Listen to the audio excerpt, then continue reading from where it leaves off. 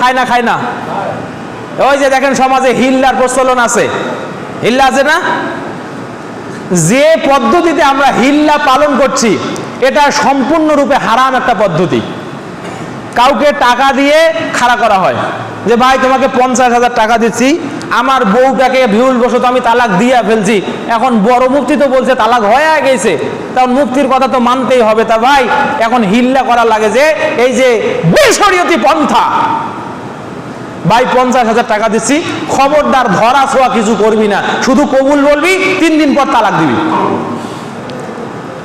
আছে না নাই? আরে ভাই এটাকেও শরীয়ত মনে করে মানুষ। অথচ একটা মানুষ যখন তার স্ত্রীকে তালাক দেয়, তালাক যখন চূড়ান্ত ভাবে হয়ে যায়, পৃথিবীর কোনো মুহাদ্দিস মুফাসসির নাই, কোরআন হাদিসের কোনো মাসালায় ওই বউকে তার জন্য দ্বিতীয়বার হালাল করে।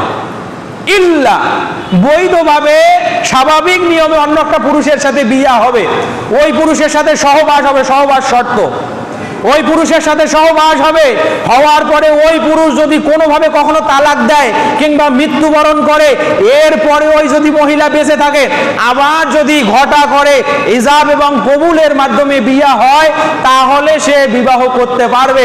নচেত দ্বিতীয় কোনো ওয়েতে, কোনো পদ্ধতিতে ইসলামে এই হিল্লার এই বিধান, এটা সম্পূর্ণরূপে হারাম পন্থার একটি বিধান। তো হুজুর যেটা ফতোয়া দিচ্ছে ভাই, সম্মানিত হাজিরিন, যে কথা বলছি, তাহলে যার বিরুদ্ধে, যার পক্ষে দলিল নাই, সেটা আমাদের আমল হতে পারে। এখন আপনি যদি ওইটাকে ওইভাবে আমল করেন অথচ পক্ষের কোনো দলিল নাই, তাহলে এটা হবে তাকলিদ। কি হবে? তাকলিদ। এবার যদি আপনার স্ত্রীর প্রতি আপনার খায়েশাত আপনি ত্যাগ করেন, তালাক দিয়েছি, যা যেখানে ইচ্ছা যা ইচ্ছা করো, আর কোনোদিন তোমাকে বিবাহ করার জন্য চাইবো না বেশরিয়তি পদ্ধতিতে, অথবা কোনোদিন তুমি বিবাহ করো, ওই স্বামী তোমাকে তালাক যদি দেয় আমি অপেক্ষায় থাকবো, তাহলে যদি ইজাব কবুলের মাধ্যমে হয় তখন হয়তো করব, এইরকম টেন্ডেন্সি যদি থাকে, তাহলে এটা হবে শরীয়তি পদ্ধতি, এটার নাম হবে ইত্তেবা। এটার নাম কি বলেন? হিল্লা কি ইসলামে আছে এই প্রচলিত হিল্লা? না। সম্মানিত ভাইরা, এবার আসেন ইত্তেবা এবং তাকলিদের দুটা পার্থক্য আমি আপনাদেরকে শোনাই। وقال أبو بكر مالك رحمه الله في جامع البيان في جامع بيان العلم وفضله পৃষ্ঠা নম্বর 233 তিনি বলছেন, আল ইত্তিবা ফিদ দ্বীন মাসুগুন, জেনে রাখো বিশ্ব মুসলিম, ইত্তিবা দলিল সমেত অনুসরণ, এটা হলো দ্বীনের ভিতরে আবশ্যক। আল ইত্তিবা ফিদ দ্বীন মাসুগ। অনেক মানুষ আমাদেরকে তহমত দেয় যে তোমরা তো কারো তাকলিদ করো না, কোনো মাযহাবী তাকলিদও করো না, তোমরা তো আব্দুর রাজ্জাক বিন ইউসুফকে অনুসরণ করো, তার তাকলিদ করো, তোমরা তো ডক্টর আসাদুল্লাহ আল গালিবের তাকলিদ করো, তোমরা তো আবু বকর জাকারিয়ার তাকলিদ করো।